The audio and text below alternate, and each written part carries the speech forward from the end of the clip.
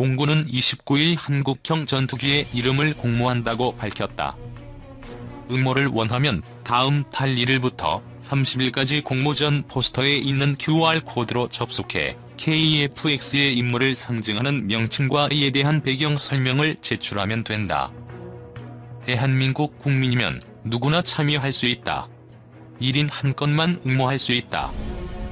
공군은 명칭의 상징성과 호칭의 용이성, 의미 부여 등을 고려해 총 3명을 선정할 예정이다. 수상자에게는 공군 참모총장상과 KF-X 모형 항공기가 수여된다. 한국형 전투기는 길이 16.9m, 높이 4.7m, 폭 11.2m로 쌍발 엔진을 탑재하며 최대 추력은 44,000파운드, 최대 속력은 시속 2200km이다. 스텔스 기능은 없다. 시제기는 내년 상반기 일반에 공개된 후 약 5년간 지상시험과 비행시험을 거쳐 2026년까지 개발 완료된다. 군이 수십 년간 운용해온 F-4와 F-5 전투기를 대체한다. 한국형 전투기 핵심 장비 모습 드러냈다. 군 AESA 레이더 시제품 출고식. 한국형 전투기에 탑재할 핵심 장비인 AESA 레이더가 시제품 제작 1년여 만에 드디어 모습을 처음으로 드러냈다. 따라 2026년 KF-X 개발 완료라는 목표에 한 걸음 더 성큼 다가선 셈이 됐다. 방위사업청은 7일 오전 10시 한화시스템 영인종합연구소에서 KF-X에 탑재할 핵심 장비인 AESA 레이더 시제품 출고식 행사를 개최했다.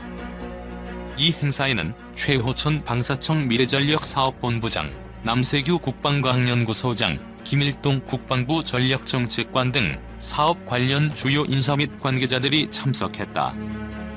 AESA 레이더는 전자적 빔 제어를 통해 다수의 공대지, 공대의 표적을 실시간으로 탐지 및 추적할 수 있는 레이더로 군이 8조 8,300여 원을 들여 제작 중인 KF-X의 핵심 부품이다.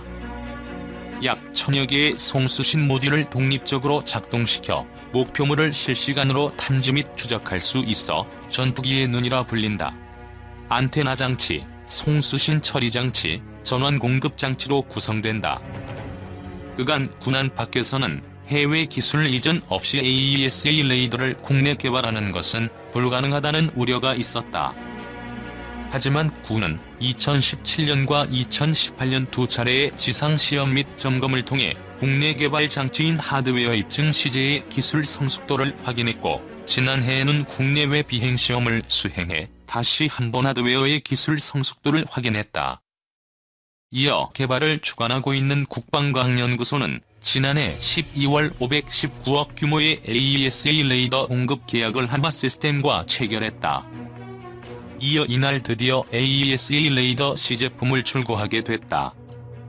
최호천 방사청 미래전력사업본부장은 해외에서도 이전을 꺼려하는 AESA 레이더 기술을 피땀 흘린 노력으로 시제품을 개발한 국방과학연구소 및 한화시스템 등 관계자들에게 감사의 말을 전한다며 앞으로 AESA 레이더가 KF-X에 성공적으로 통합돼 세계 시장에서도 경쟁력을 유감없이 발휘할 수 있기를 기대한다고 밝혔다.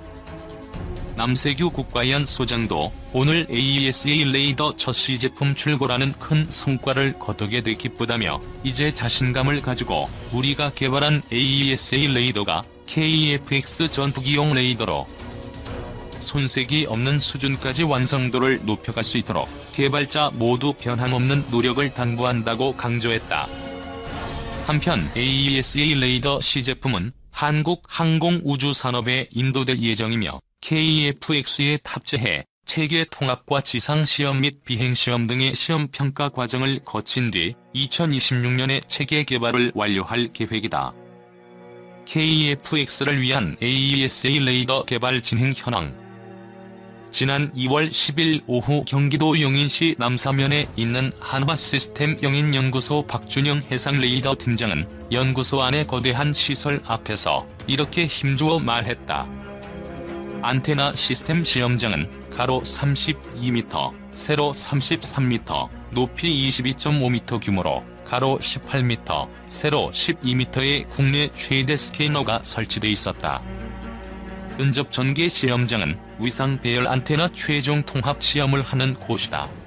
조립이나 튜닝 과정에서 발생할 수 있는 안테나 방사 패턴의 불량을 출하 전 단계에서 판정, 안테나의 생산 품질을 보장해준다. 2018년 3월 완공된 안테나 시스템 시험장은 장비 조립과 점검을 위한 전실, 안테나 방사가 이루어지는 전자파 측정실, 최신 장비 컨트롤을 위한 제어실로 구성되어 있다. 한화시스템이 이런 시설을 만든 것은 주력 분야인 첨단 레이더를 독자 기술로 본격 개발하기 위해서다. 한화시스템은 35년간 기술 도입과 국산화를 시작으로 유해 공전 분야에서 레이더 개발 역량을 쌓아왔다. 현재 한국형 전투기의 핵심인 AESA 레이더를 비롯 한국형 미사일 방어체계의 핵심인 장거리 지대공 미사일용 다기능 레이더, 차기 호위함 배치 3급 탑재용 다기능 레이더, 지뢰 탐지 레이더, 드론 탐지 레이더 등 다양한 레이더를 개발 중이다. 다기능 레이더는 탐지 및 추적을 동시에 수행할 수 있는 첨단 장비다. 종전엔 탐지 및 추적 레이더가 분리돼 있었다. 연구소 관계자는 한화시스템은 최신 안테나 시스템 시험장 구축을 통해 해외 선진 업체와 견줘도 손색이 없는 레이더 개발 환경을 갖추고 자주 국방을 위한 첨단 레이더 개발을 성공적으로 수행할 수 있게 됐다고 말했다. 한화시스템은 연구 개발 및 기술 인력이 전체의 67%에 달하고 석박사 이상 고학력자도 34%에 이른다. 한화시스템 연구 개발의 상징이자 본산이 370명이 근무하는 용인연구소다. 현재까지 용인연구소의 대표 상품은 KF-X AESA 레이더다. 미국이 기술 제공을 거부, 독자 개발이 결정돼 국방과학연구소와 한화시스템이 개발 중이다. 오는 2026년까지 총 3,658억 원을 투자해 개발한다. 한화시스템이 우선 맡은 것은 KF-X AESA 레이더용 입중 시제와 시험 장치를 제작하고 연동 및 기능 성능을 확인하는 것이다. 2016년 시작해 지난해 완료됐다. 지난해 3에서 6월엔 이스라엘 엘타사 현지에서 보잉 737기를 개조한 시험 비행기로 비행시험을, 10에서 11월엔 국내 인천공항에서 시험항공기의 레이더 시제품을 장착해 비행시험을 했다. 한 소식통은 인천공항에서의 시험 결과는 이스라엘 엘타사 관계자들도 놀랄 만큼 기대 이상으로 만족스러웠다고 말했다. 방위사업청과 국방과학연구소는 시험 결과에 고무돼 내용 공개도 검토했지만 이스라엘 측이 비밀로 분류해 공개할 수 없었다고 한다. KF-X AESA 레이더의 특징은 적항공기는 물론 지상, 해상의 이동 표적까지 탐지, 추적할 수 있다는 점이다. 특히 지형을 따라 낮게 비행할 수 있는 지형 회피, 추적 능력도 갖출 예정이다. 이에 따라 그동안 전투기 외부에 장착됐던 항법 보드를 따로 달 필요가 없게 된다. KF-X AESA 레이더의 핵심 부품은 모듈이라 불리는 물건이다. 수 센티미터 크기의 잠자리 혼눈처럼 생겼는데 레이더 시제품에는 모두 1088개가 들어간다. AESA 레이더는 모듈을 원형판에 박아놓은 형태다. 모듈 하나가 레이더파를 보내 각각 표적을 탐지, 종전 기계식 레이더보다 다수의 표적을 먼 거리에서 탐지할 수 있다. 모듈 숫자가 많을수록 탐지거리 등 탐지 능력이 뛰어나다. 우리 공군도 도입 중인 F-35 스텔스기는 1200여 개의 모듈을 세계 최강 전투기로 꼽히는 F-22는 약 2000개의 모듈을 갖고 있다.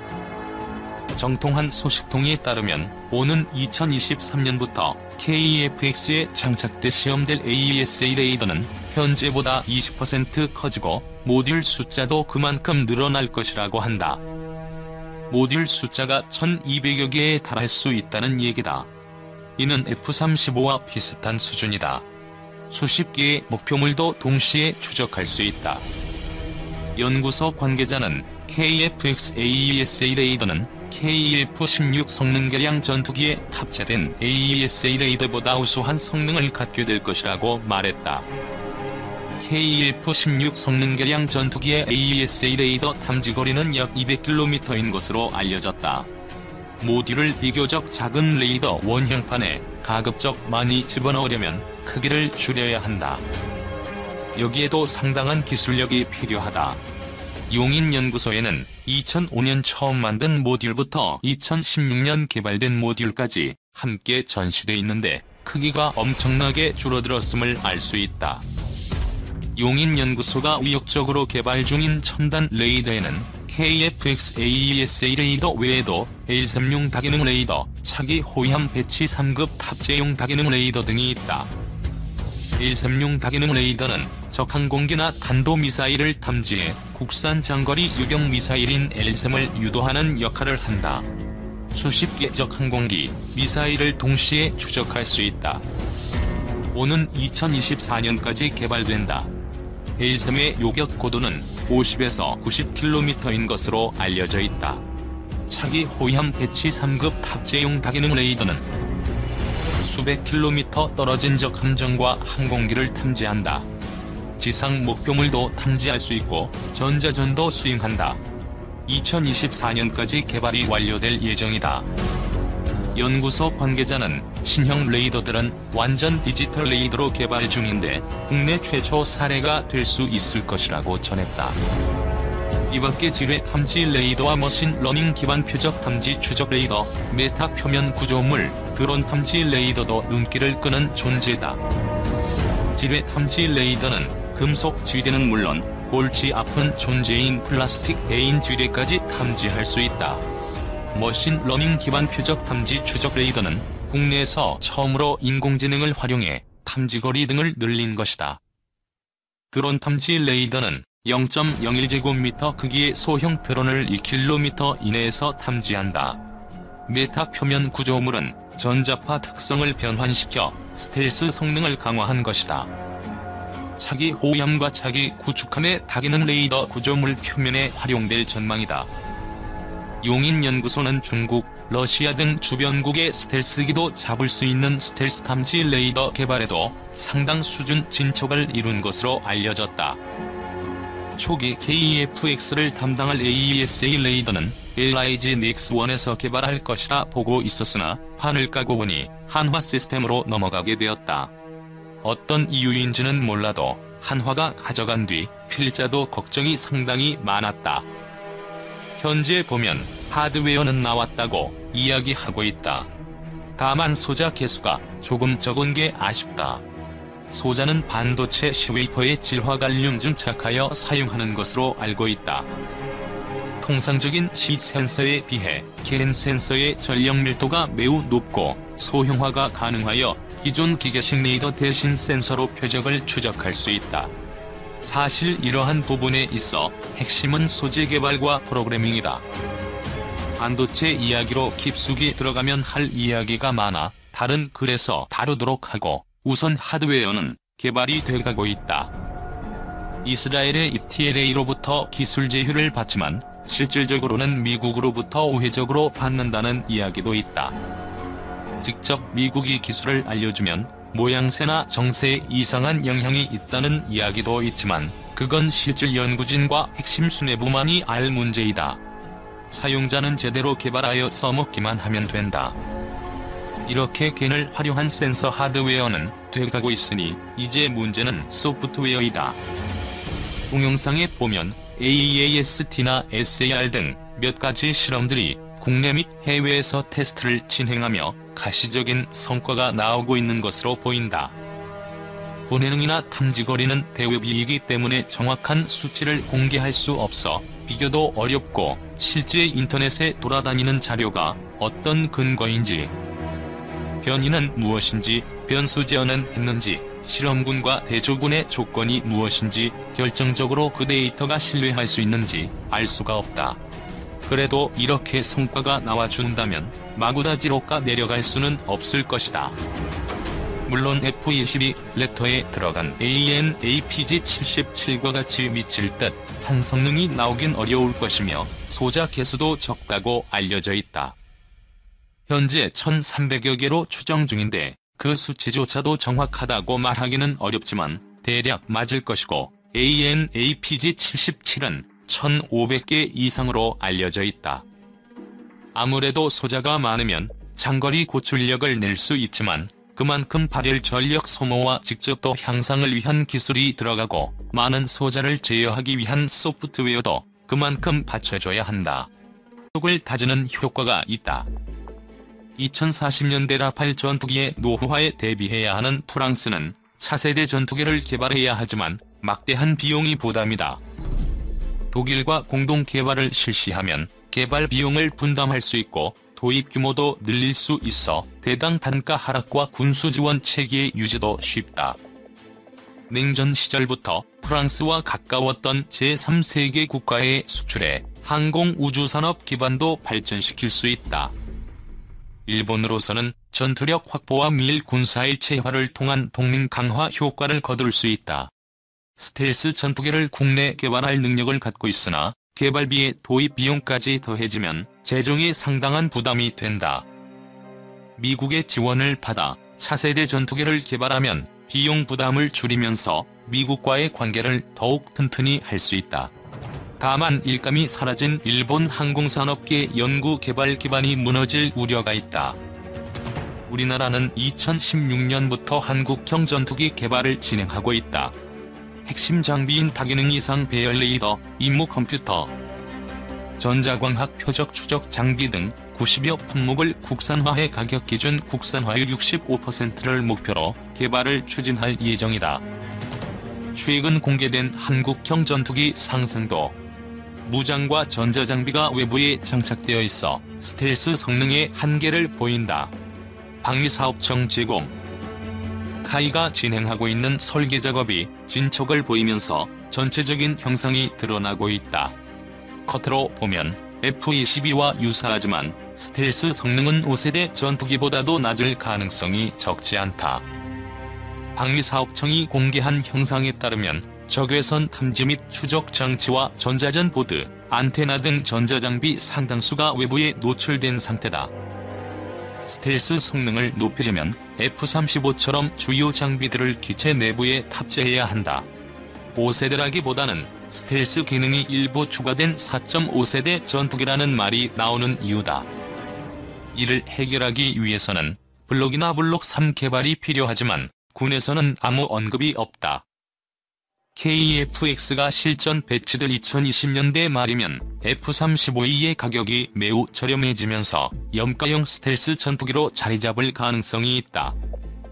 도널드 트럼프 미국 행정부가 동맹국들의 무기 개발 시도를 억제하기 위해 F-35를 비롯한 첨단 무기 판매를 늘리는 상황에서 F-35E보다 성능이 떨어지는 KF-X가 시장의 호응을 얻기는 어렵다. 여기에 유럽 국가들의 6세대 전투기 개발이 본격화되고 중국과 러시아가 스텔스 전투기 판매에 나선다면 KF-X는 한국과 인도네시아만 사용하는 전투기로 끝날 수도 있다. KF-X가 한반도 하늘을 누빌 때 유럽과 일본 하늘에서 드론을 원격 조종하는 6세대 전투기가 날아다닌다면 국제 경쟁력은 물론 유사시 제공권 다툼에서도 밀릴 수 있다. 선진국에 비해 부족한 기술과 예산 사정을 감안 스텔스 성능을 높일 수 있는 KF-X 블록2와 블록 3 개발 계획을 지금부터 세워야 하는 이유이기도 하다. 6세대 전투기 한 대가 무인기 20대 거느리며 공격. 미국 국방부가 2016년부터 5세대 전투기를 대체할 6세대 전투기 개발 사업을 본격화한다. 미 국방부 산하 국방고등연구기획국은 최근 공중주도권 구상 연구를 완료한 뒤 6세대 전투기가 레이저 등 지향성 에너지 무기, 광대역 스텔스 기술, 유무인 전투기 체계 자율 통합, 적응형 가변, 사이클 엔진, 질화갈륨 항공 전자장치 및 전자전체계 등이 도입될 것이라고 방향을 제시했다. 미국과 거의 동등한 수준에 도달한 중국 등 군사 경쟁국들의 반접근 및 지역거부 전략에 맞서 미국이 태평양 상주 세력으로 남기 위한 조치로 풀이된다. 국방기술 품질원이 이달 초 발간한 국방과학기술정보 최신호는 이 같은 내용을 골자로 한 타포의 장거리 연구, 개발기획 사업 보고서를 전했다. 또 미 국방부 프랭크 켄달 획득 책임자의 말을 인용, 2016 회계연도 예산 요청안에 항공우주혁신 구상에 따른 6세대 항공기 개발 예산이 책정될 예정이라고 밝혔다. 향후 수년간 6세대 항공기 개발에 5억 달러가 편성될 예정이다. 지향성 에너지 무기인 레이즈 무기와 관련 해공군과 다포는 항공기에 장착되는 100에서 150kW 범위의 고에너지 고체, 액체 레이저 연구를 동시에 진행 중이다. 미노스럽그럼은 사는 자체 개발한 X-47B 무인 항공기를 기반으로 꺾인 연형상의 기동성을 갖춘 광대역 스텔스 항공기를 설계하고 있다.